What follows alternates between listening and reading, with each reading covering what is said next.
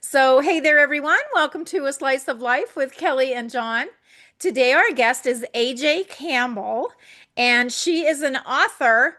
I'm very excited about this one because she does thrillers, suspense thrillers, and she's a no what are you on Amazon? What is the um she's a top 40 best-selling author on Amazon. How did that happen? How did you do that? Oh goodness. Oh, that was one of my books. Ah, just it was it's called Her Missing Husband, and this is the summer of 23. No, summer of 24. It must have got mentioned in a book club or in some Facebook group or online, but because it was organic and it went mad. It went to the number one position in women's psychological fiction, psychological thrillers, and it stayed there for 28 days. Wow. Um, so yeah, it was incredible. Yeah, and it hit I think it was number 38 it got to. Wow. And so there's no secret thing that you did or hire someone to make it Not at all, influence. not at all. It Sometimes, just sometimes you don't know where it the magic happens, Wow. but you're ever so grateful that it Yeah. does. Yeah. That so absolutely. grateful because I'm a hybrid author, so I publish through Bookercher, who's part of Hachette, but I also self-publish because I started off self-publishing, and it's just something I haven't wanted to give up. And so that was a self-published book, Wow. and yeah, just did really, really well for me.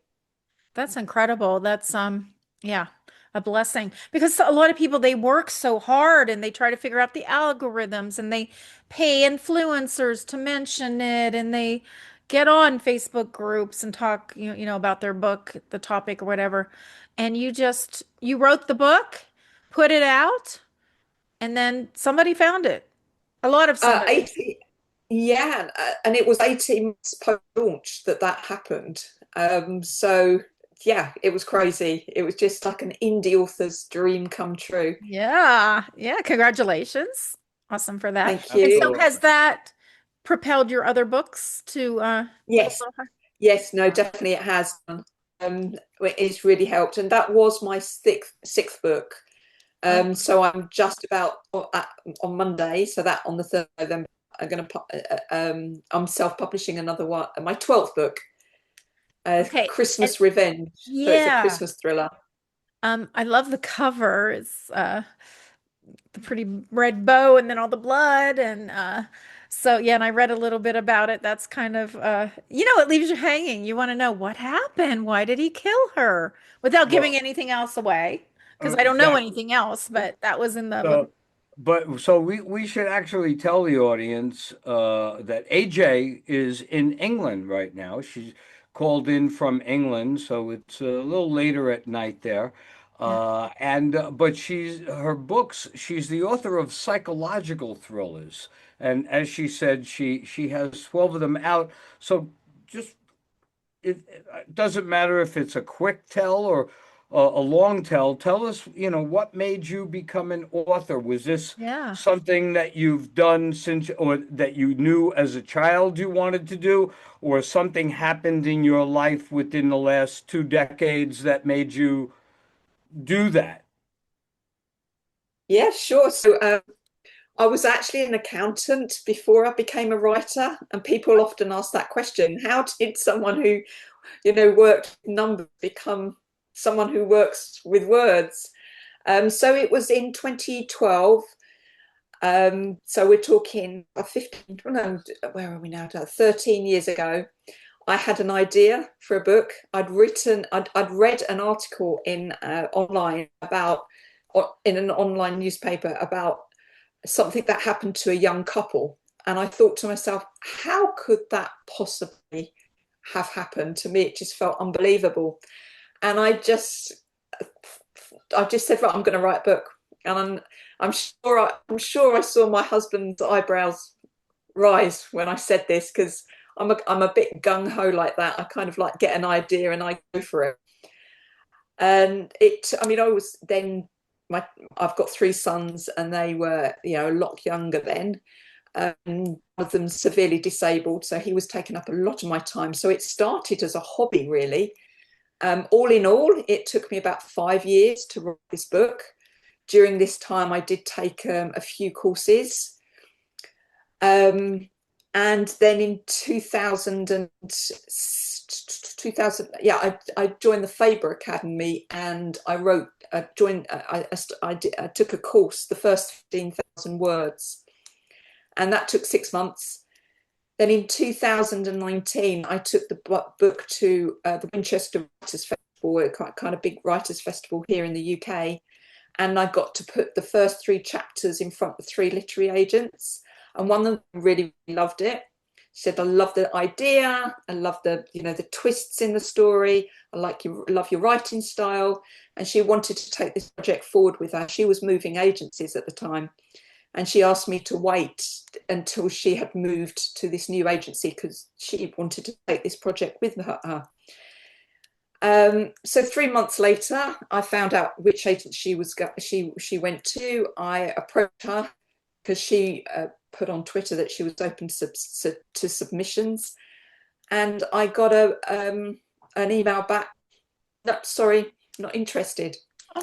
So of course that was a huge disappointment for me. I kind of thought, wow, I've got an agent and I'm getting my book published. I was very naive and very new to the publishing world. And I'd been at the time, I was so disappointed. I kind of like put the book in the cloud and I started the next book too.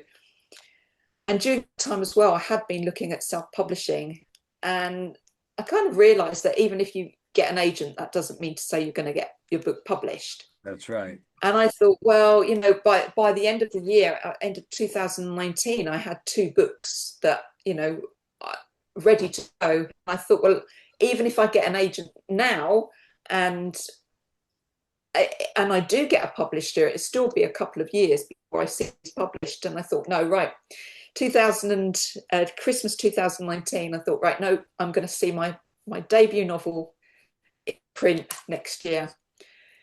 So that I'd set my goal on 2020, and then of course COVID hit. My sons were back home, and I'd set a date in June 2020, and I just, when COVID hit, I just thought there was no way that I was going to achieve that. So I didn't want to give up, so I put it forward to August, and yeah, August the 1st, lo and behold, there it was in print, and it's just gone, just happened for me. That book hit the #1 spot in the US charts. It got recommended in a really big UK magazine, a Reader's Choice. Wait a minute. Yes. This was your first book? Yeah. Your first book. Oh my gosh. You got the magic touch. Okay. Wow. Yeah, I still have to pinch myself that it just happened. I mean, I got, not every book has done so well since. Some have done better, some not as well. But it really is kind of like a kind of journey you go on. Then in 2023, was it 2022? Oh gosh, 2023. I got approached by a couple of publishers saying that they wanted to work for me. I ended up signing a 2-book deal with Bookature, and then the following year, so last year, I signed another 2-book deal with them. Those books came out this year, and Christmas Revenge, my 12th book that I'm self-publishing, comes out on Monday. Wow, that is so inspiring for, all the authors that have Absolutely. books in them. And of course, John's been an author. So would you recommend self-publishing or going through a publisher? There's pros and cons for both. Absolutely. There are pros and cons, which is why I'm really enjoying being a hybrid author now. I publish, as I've said, through Bookature and self-publish, continue to self-publish. yeah, because there are pros and cons of each. Okay. What are the cons of, I mean, I don't know if you want to throw anybody under the bus, so maybe not, but Oh, no, what no, are what no. would And you say the good things about self-publishing? you've got full control. So I That, have full control that's over. exactly that's what I was going to say Yeah. for number one. You're in control. Of course, what that also means is that More work. okay, but that's what we do. Uh, but it also means that, when I remember when I sliced open that first box of my books when they got delivered, I had to say to myself, if the cover is upside down, if chapter four is where chapter one should be, it all comes down to me. It's all my fault. I couldn't blame anybody. Of course, there was the cover artist and the person who did all the formatting, but I approved everything. And when I opened that box and that book was as perfect as anything that Random House would have put out or anything, any major publisher, it it's not that you just wrote that book, but every step along the way to getting it actually printed. Of course, that's only 20% of everything else you then need to do. But Yeah. being in Really gratifying. control Yeah. and being the one responsible for its success or its failure, Yeah. that's what I like. That's the Yeah. primary thing. Yeah. I And think I get to I'm choose my sorry. covers. I didn't mean to cut you off, AJ. I'm Oh, no, sorry not at about all. that. It's lovely to talk to you about it. Yeah. So I choose my covers. I, uh, if I don't like something in the book, I'll change it. If I want to add something, I can add it later on. Even right. post publication, if I don't know, there's something's not right in it, I can go back and make all those changes. I can add a chapter if I want. Um, yeah, so it's the control you have. Yeah. That's the pro of self-publishing. It is more work, but then you get to keep 100% of the profits. Well, So yeah, to a degree, to a large degree, of the profits, yes. Of course, you also you become have the the, cost. the warehouse. You become a warehouse, accounts receivable, accounts payable, booking agent. To do live appearances, which is what I made a great success. I had a lot of success doing that. And again, you be a travel agent. Okay, I don't know. In England, it's relatively easy. Crossing the United States 7.5 times, like I did, could drive you crazy, especially since I was the one who had to arrange it. But these are the things we do in order to get our product out and maintain control. Yeah. And Okay, there's so many benefits as well of being with a bookature as well. I can't, as an indie author, I don't have the reach that correct. they have. Lots of new readers. I've learned a lot from their editing process. I mean, I always strive to have a perfect, as far as I can make it, a perfect book. In every way, I strive to be as good as the big publishers. Hmm. I have a vigorous editing process for my self-published books. I've built an ARC team, an advanced reader team of over 100 readers from around the world, and I'll send out 100 copies of my book prior to launch, and they pick up the last of all the pesky typos.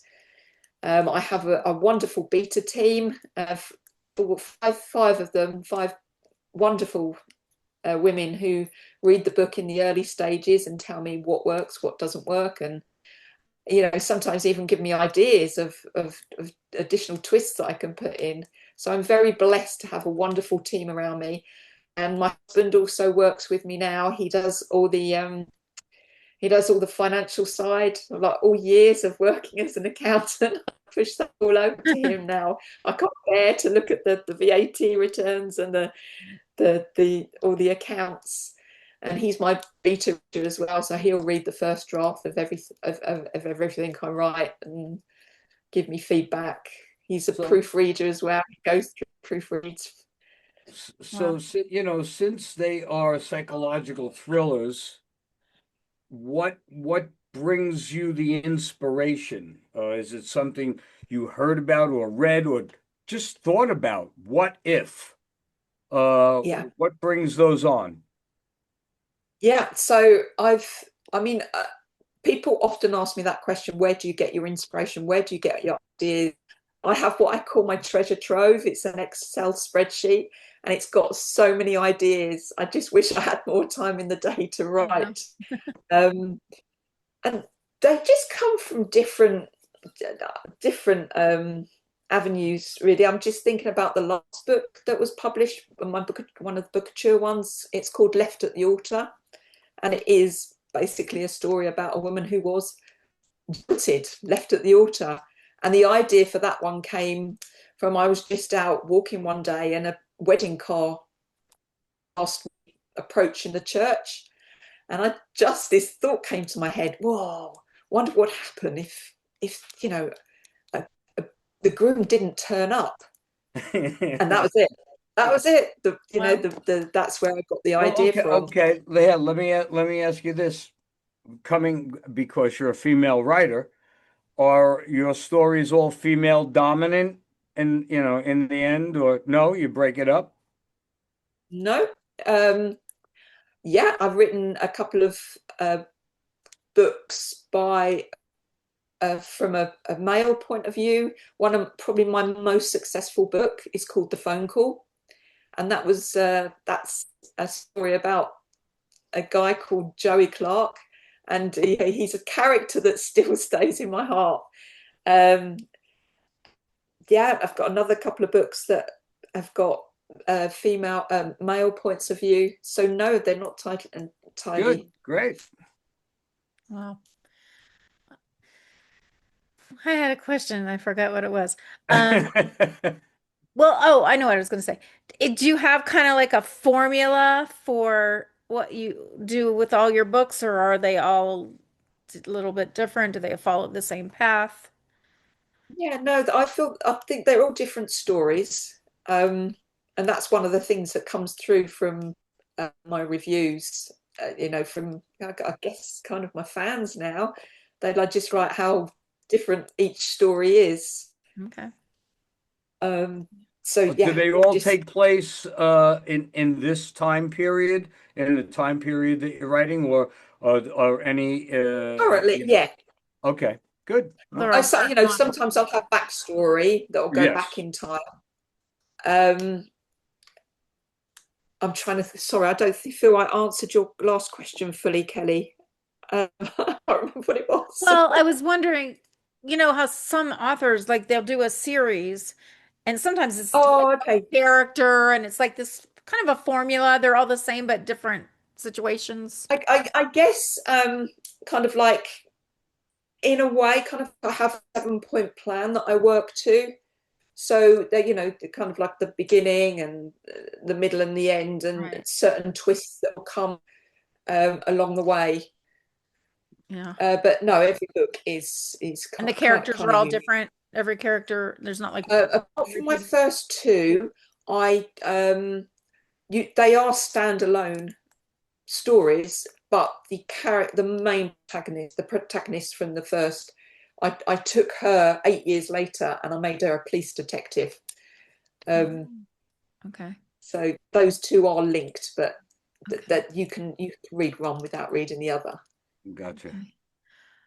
Yeah, John's Great. are like that too, right? John, yours are all very different, different characters, completely different stories. Unlike AJ, I have 6 books in 6 different genres. Yeah. And even the one I'm working on now is completely different from the other ones. But Yeah. and that is that is a detriment when trying to find an agent. Agents don't want you to write different genres. They want you they Right. it's sad as it sounds, and I don't mean to disparage agents, or maybe I do, but they Mhm. only see if they focus on one genre, they stay within that genre. It's like they can't sell, a convertible and a sedan, if they were car So salespeople. And that's sort I of guess sad. it's all about, yeah, about building a fan base. Yeah. Yeah. Well, I mean, I got There's that, and they sort of, on conversely, mine uh, like the idea of everything's a little different. At Yeah. least that's what I have found out from Yeah. the core group, like you have a core group too. And then, sure, of sure. course, each book does well in different, in that particular genre for those readers. But the core group is, I sort of write for them, as crazy as that sounds, even though every book is different. But you know what I'd like to talk about, if we haven't, if we, as long as we finished what we were on, is you apparently have a book club. You've started a book club on social media. Ah, Sure, yeah. I have. It's really, but it's for thriller fans. It's called Team AJ, and it started off as my ARC team, my advanced reader team. I just set it up as a way to communicate with them all. So it's on Facebook. It's a Facebook group, and you can find it via my Facebook page, AJ Campbell author. Yeah, I thought we yeah fun. and it just grew from there. And it's we have a monthly read of thriller group, a thriller. We all choose a thriller that we're going to read that month. I talk a lot about my writing in that group, what I'm up to, Yeah, I'm and looking at it right just now. Yeah, you've got a bunch of different. everyone shares their recommendations. Yeah, so please, if you're a thriller fan, and we'd love to have you. It's a fun, friendly group. Yeah. Is it primarily people from the UK, or is it all over? No, there's a lot of US. Yeah, Great. so actually, the US is my biggest market. Despite being a British author, the Does not US matter. is That's great. I'm glad you brought that up. That's great. yeah. Yeah, and I'm looking on your Amazon page, and that's just so incredible that your first book got such notoriety and just ha by happenstance. As, yeah, as an indie author, yeah. I think as well, it was a lucky time to be self-publishing during COVID because more people were reading. Yeah, that's true. Luck, but I mean, the books have to be good. So you have to Right. start with that. They've got to be very interesting, good books, or you're not gonna, go that far. And then, yeah, and then it's just inspiring though, because I always tell people you'll never win if you don't play the game. I mean, Got to you be can in sit it to there. win it. Yeah. And sometimes you play the game and you don't really win as big as you wished, but you have to love the experience and be proud of your baby, whatever you did, whether it's write a book or whatever the project is. And I know that feeling. I've done a couple of books too. I'm not really, I wouldn't call myself an author, but I've composed like a couple workbooks and I did a book. It was a series of stories written by 19 different women, and I composed it Oh, together. wow. And so it was just such a thrill. And every one of those women, they had gone through tragic events in their lives, and so it was so cathartic for each one of them. It just made me feel really good to be a part of that and share their stories and give them a platform to share their stories. And Oh, absolutely. Yeah, and for them to see their story in print, yeah. amazing. Yeah, I think it means so much. One of the girls went to high school with her, and she had had a brain aneurysm and was in a coma for a long time and had a near-death experience. And she said her family, everybody was just so tired of hearing about it. And she was so proud of that story, having help with my help, written it and have it published. She just needed to get it out, she needed to share her story and she needed a platform of she wanted people to hear it.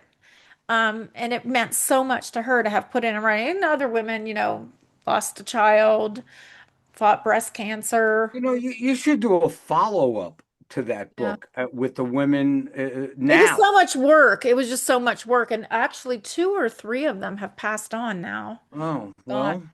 well. But yeah, it was just so much work. And I had an idea for a different one. But again, it took me a lot of work, maybe even more than just writing my own story, because I really put a lot of time into their stories because I wanted them to be Well, look at, when AJ and I write our stuff, we write it and put good.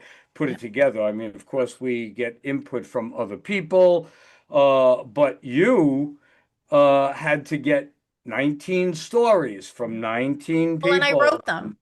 I Yeah, pretty I much got wrote it, them. but they I wrote it, edited but them. that you had to make it work Yeah. into a book, and And that put it in their alone. voice, right? It was different styles, write it in their Hmm. voice. Some of them I didn't have to do much work for. One was a professional author, so I didn't really touch hers because she didn't want me to.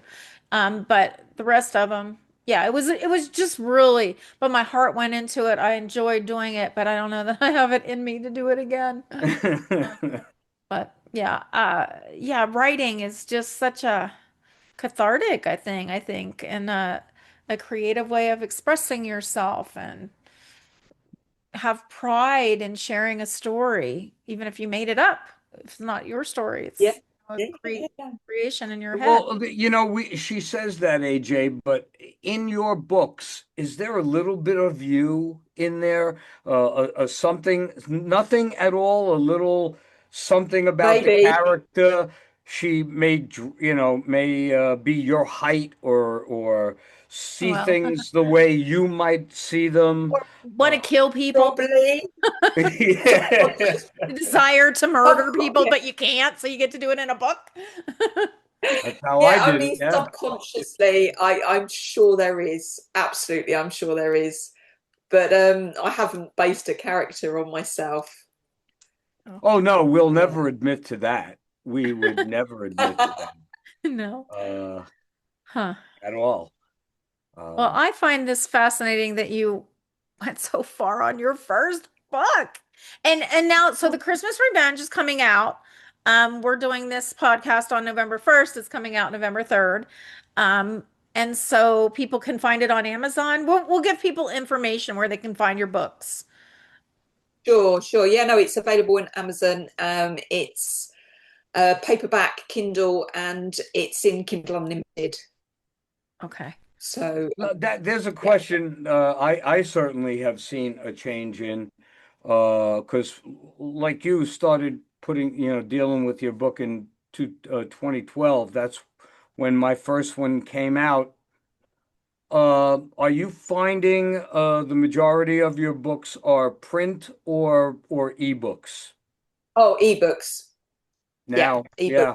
When I started, it was the other way around. It was, a rough number would be 60% print, 35% ebook, and then I had the first book was also an audio book, so it picked up the other couple of percentage points. But now it's completely the other way around. It's easily 60% or more of ebooks and the balance in print. Yeah, people going, you said, do you Yeah, mind if no, I I'd say go ahead? I think mine's probably even more. I'd say More than 70%. really, that's hey, it doesn't really matter as long No, as they're I selling and as long as people are Yeah, enjoying them. reading I them. don't care what format they buy them in. Yeah. absolutely not. Absolutely not. I was gonna say, do you mind if I read your titles? Because they're also intriguing. Sure. On your page. So we've got Christmas Revenge is the most recent one coming out Monday. Left at the Altar, Her Missing Husband, My Perfect Marriage, Did I Kill My Husband, First Time Mother, The Phone Call, The Wrong Key, Leave Well Alone, The Mistake, Search No Further, and then there's a box set, Twists, Turns, and Torment thriller box set. So all they do all sound, different, different people I from different like that you perspectives. kept the titles short too. There's no extended titles, anything too long. That's Yeah. very good. That's a great And they've got sales. little taglines on them. But yeah, the titles are good. Good titles. Did you make up all your titles or did you ever have help? So I would have made up my self-published ones, but the the Bookature ones, they choose the title. They do. Really? No kidding. Yeah, Wow. Wow. yeah, Okay. That's another one of those things you have to like release control and let them pick. And they do they pick the cover too? yeah, yeah. Okay. Huh. Yeah, so and that's interesting that you've done both and you still do both. So, Absolutely. Still Yeah, do both. it yeah. is. So So, that okay. So I I really, know. really enjoy. I really enjoy working with my Bookature editor. Yeah, it's just, good. yeah, just Nice. I So do. I know we have writers who log on and watch these, especially when we have other writers on. So what advice do you have, not just for people who want to write, but people who have written and may have made mistakes along the way that you and Oh, good. I, Oh have goodness, yeah, certainly dealt with? I've definitely made mistakes along the way, but you learn from mistakes. Yep. As long as you can pick yourself up and keep going. Definitely, I've done things along the way, and I look back and think, oh gosh, if only I hadn't done that, or I wish I'd done this, or whether. But it's I when I started when I've self-published my first book, I knew nothing about publishing. I didn't if I didn't know what I was doing. I'd take a course in self-publishing, just an online course, and I followed that to the T. And yeah, I've made mistakes. So I would just tell anyone, just keep going. You know, as you said, Kelly, earlier, you've got to be in it to win it. Yeah. Um, so get in it and just keep going. Do it. And what I remember with with my debut novel, I asked one of my author buddies who had about 14, 15 books out then, Kirsten Rodlin, Oh, and I said to her, what can I do to, what's the best thing to sell my book? And she said, write another book. Books oh, sell books. And that is without a doubt yeah. the best piece of advice. Yep. Yeah. Books sell books. So, because I see it as well on Goodreads, someone will read a new release and I can see that they've gone back and read my whole back list. So that there must be more people doing that, and I obviously see that in my figures as well. Well, there are people that just read books. A lot of people don't read anymore, unfortunately, but there are people that that's their pastime. They read books. They have Yeah, stacks of books that they want to read. They have a bookshelf of books. And so those are the people that if they like one of your books, they're going to keep reading all Yeah. of them, Yeah. right? Yeah. I would think. Absolutely. yeah, And the yeah. book clubs, people that have book clubs and yeah. Well, one of the greatest things that happened to me actually this past summer. Um, I live in New Jersey near the Jersey Shore, the Jersey beaches. And the beach that I went to, just walking along and saw somebody reading one of my books, and Wow, I almost fell over, it's just like, wow, no, that's never happened to me. oh, it was One like day, just one day. so great. It was, and there was something that made me want to go up to the person and go, I wrote "What do that. you think of that?" But I just kept Oh, my you mouth should shut. have. You should have got a Yeah, they selfie. probably would have been excited to meet you, the author. Uh, I don't know. That's sort of like I felt really out of place to do that, but I also my chest just I look at that. bet. You know, Yeah. that's great. That's I've awesome. I've enjoyed that. but that's the kind of feeling that you can get from time to time. Or not even that, walking along the beach, even when I get just about maybe a month ago, I got the nicest email from somebody I never met who read my first book. They just read it. And how it affected them and how it brought back memories. The first book is a memoir, so just so you know that. So it's a true story. So this per and the guy wrote it like what probably would have been a two-page letter, just telling me how it brought back memories to him and his family and this and that and the other thing, and it's just so great to get stuff. And I'm sure you get things like that all the time. People read your books and they go, I just, I couldn't put it down. I had to, it was a page turner, blah, blah, blah. Thank you. What's next? All that kind of stuff. And that's what actually, I had no intention on writing a second book at all.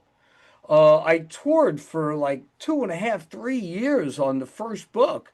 And it was the people going, what's next? You got to give us something else. And I didn't have another true story to give them. So I just started Making them up. making them up. That was it. And that was really how it went after that. And uh but Yeah. and that's how we do it. It's every step. You don't want to sometimes make the same step always. You want to go outside that box. You want to do something different than what you did last time.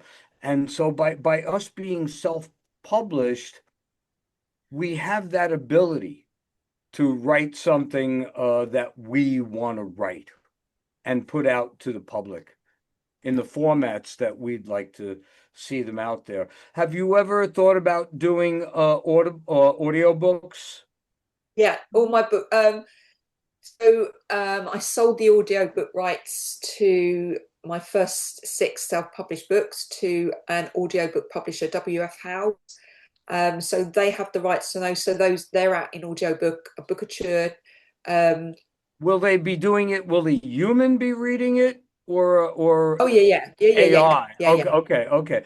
Because No, they're I've seen some books that are out there, audio books that have AI reading it to you and no, they're all human narrated. good. My latest one, the Christmas Revenge, I've actually produced my own audiobook for the first time.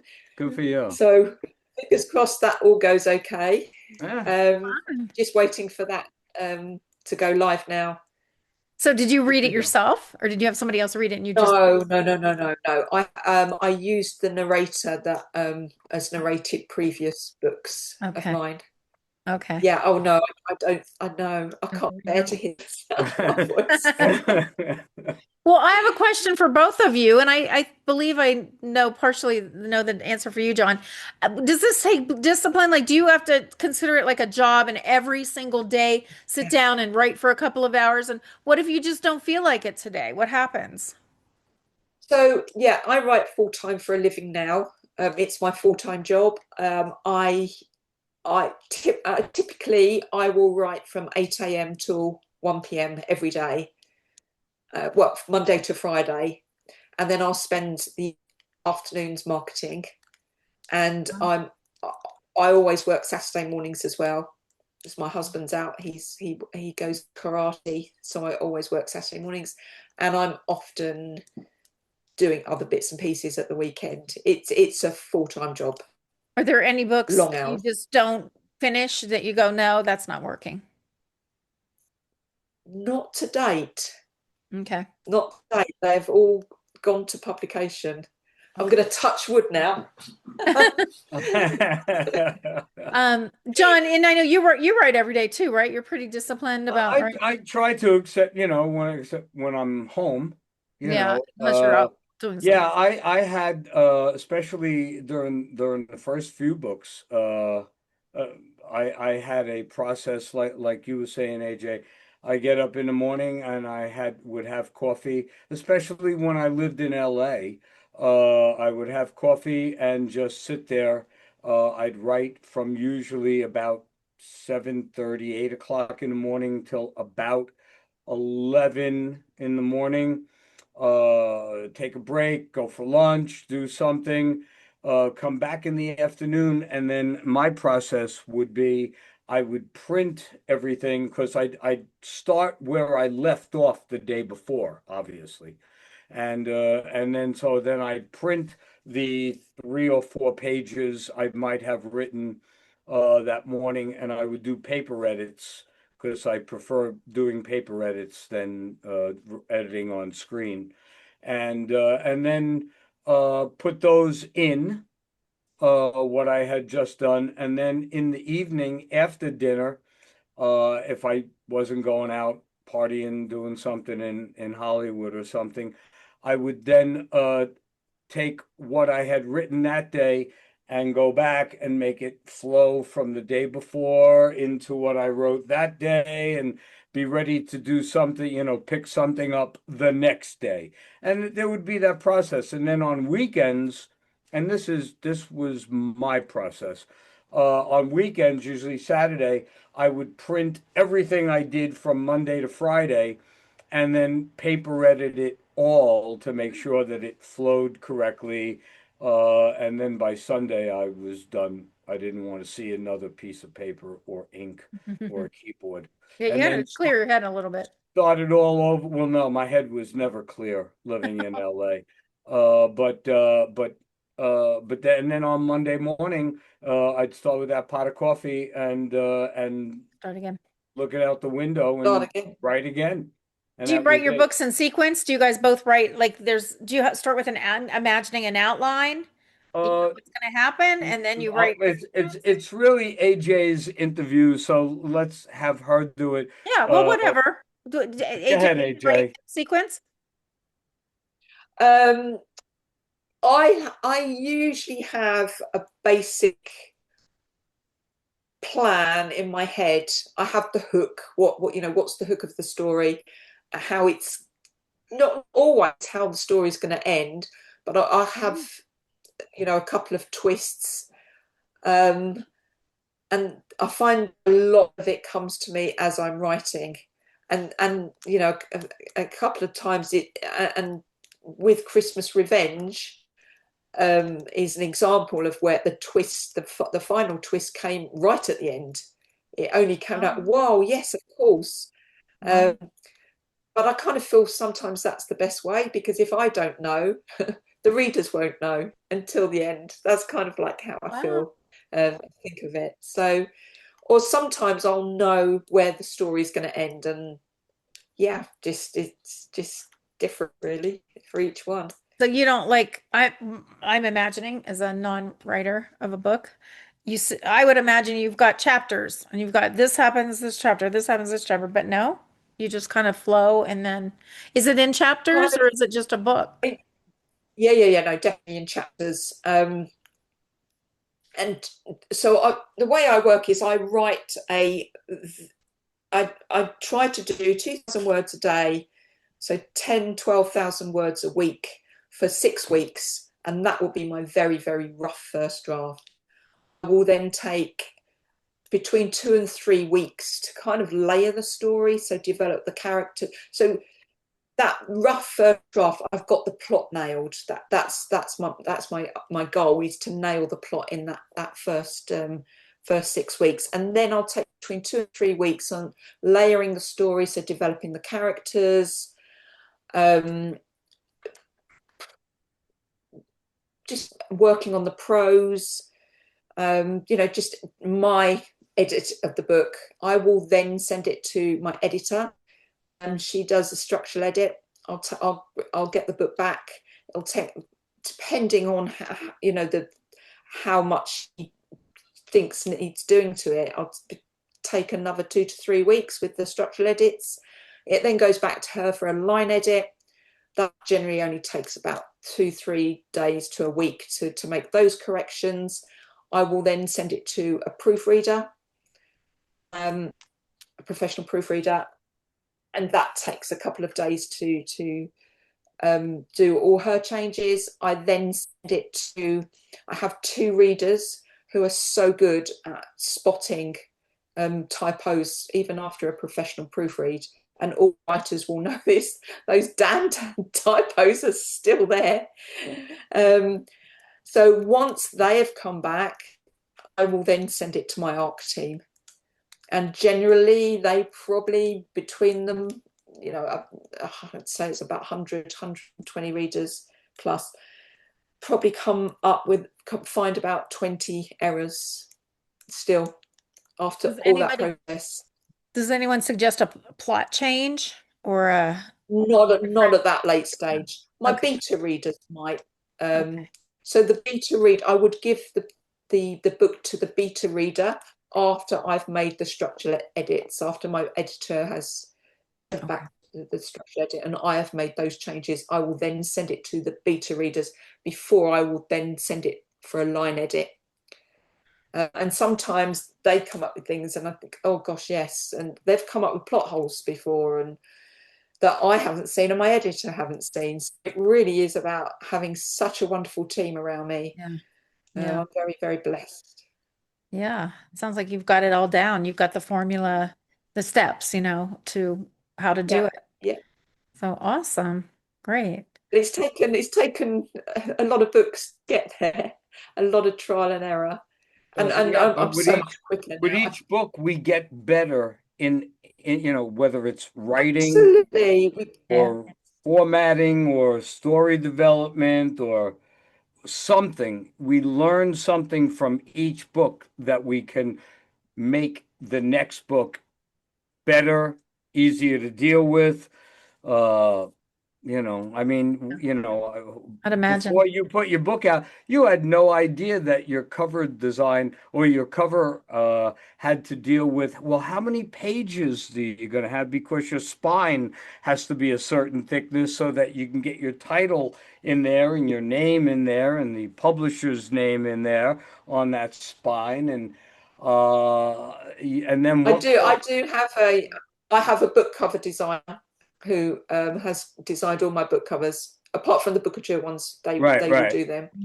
But So I they do not, work. they know how to do that, but you have to give them that's information they need because they can't set that spine size until they know how many pages are going to be in the total number, the book and what quality paper are you going to use?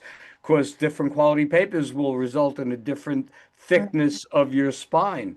So there's a lot that has to be dealt with Details. that even though you have a cover artist, we all, as we do, it still comes down to AJ. It still comes down to me. And you got to hope that the decision we make is something that the masses will find entertaining.